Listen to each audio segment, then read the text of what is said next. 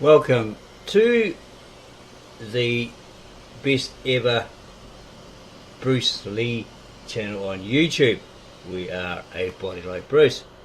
We bring you all in relation to the late great legendary martial arts master Bruce Lee, and we happen to find in a very old magazine called One,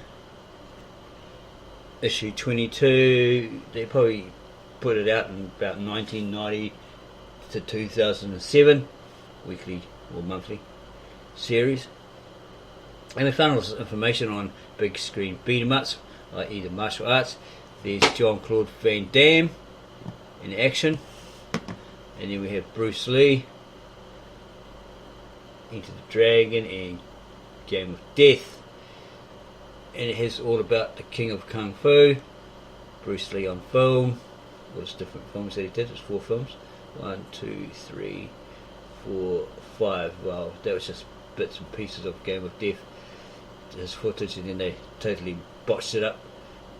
And it turned out to be a low grade movie with cardboard cutouts of Bruce Lee, etc. And his face added to a cardboard cutout or whatever. Okay, still watchable though. Okay, and it talks about Bruce Lee the fighter, and somewhere around here it says Bruce Lee was the first to reveal the secrets of Wing Chun to the West, and his openness got him into trouble. His studies with the current Grandmaster, or the Grandmaster at the time, Ip Man, were cut short and never resumed. Lee continued on his own and eventually came up with Jeet Kune Do, a partial rejection of more traditional ordered styles, including Wing Chun. Ironically enough, he was repeating an episode that had occurred more than 400 years before. Legend has it that Wing Chun was founded by the woman Ying Wing Chun. And it was Ni Wing Chun, Ng, or Ing, oh yeah, maybe, as a reaction against the more complex and rigidly ordered system of the Shaolin Ni Wei, and so forth. And it talks about Jeet Kune Do, very interesting article. 5 facts about Bruce Lee.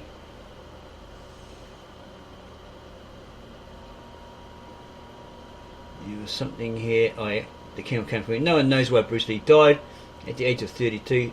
5 major films and countless minor roles behind him, with no real history of ill health. It was the kind of mystery that legends thrive on. From the media's point of view, the inquest couldn't have returned a better verdict. Death by misadventure.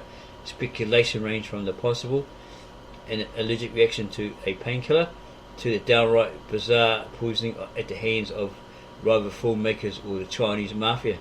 Whatever the cause, the consequences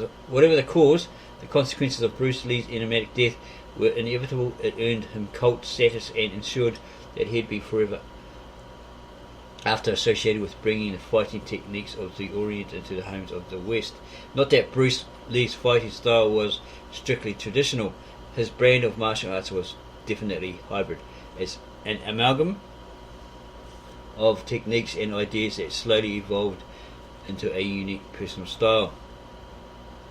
It owed as much to his cosmopolitan background and the non-kung fu influences of his childhood, street fighting, dancing, as to the rules of any particular martial art. What he didn't achieve on celluloid, Bruce Lee made up for on the streets. By the time he reached 14, he was heavily embroiled in local gang warfare and getting his knuckles bruised on a regular basis. It wasn't an unusual hobby in Hong Kong, but for Lee, affectionately nicknamed Little Dragon by his sisters, it had one major drawback: he didn't always win, and losing made him mad. In an effort to maximise his muscles power, the Little Dragon tried his fist at various types of kung fu and finally settled on Wing Chun, a 400-year-old Chinese fighting system which he learned from its current master at that time, Ip Man or Yip Man. He was talented and wanted to become unbeatable.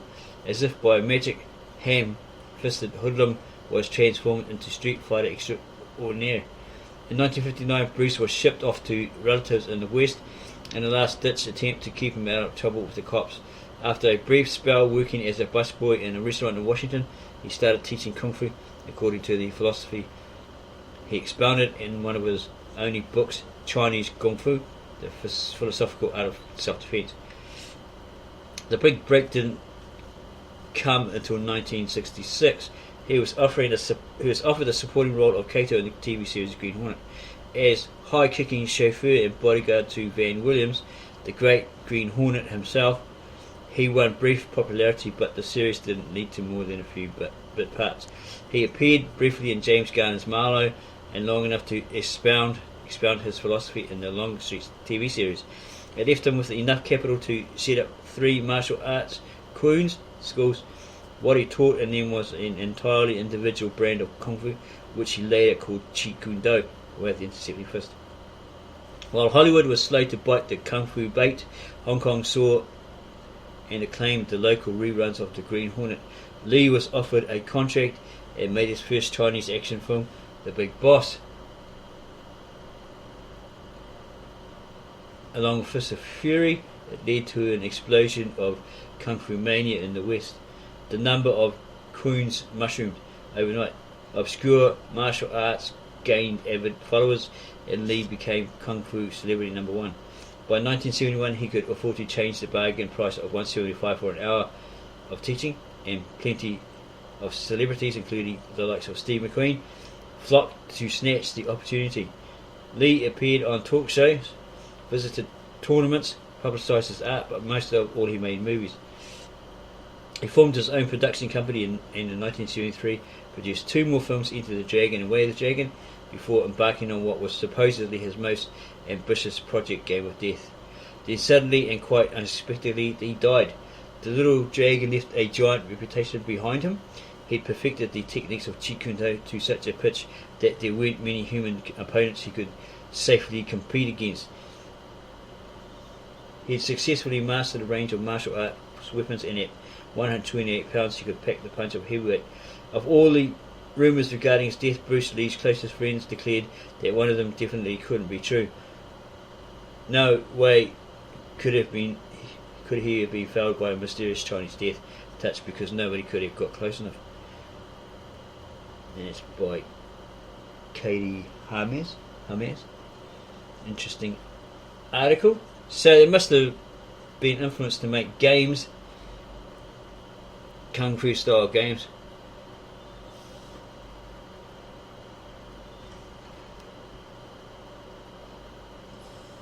They came out in the 80s, 90s, etc.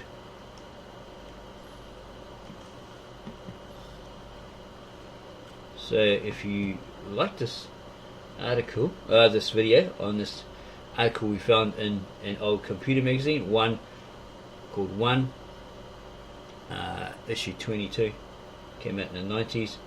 Subscribe to our channel, give us a like, give us a thumbs up, and add your comments below the video, and share this video with all your family, friends and others.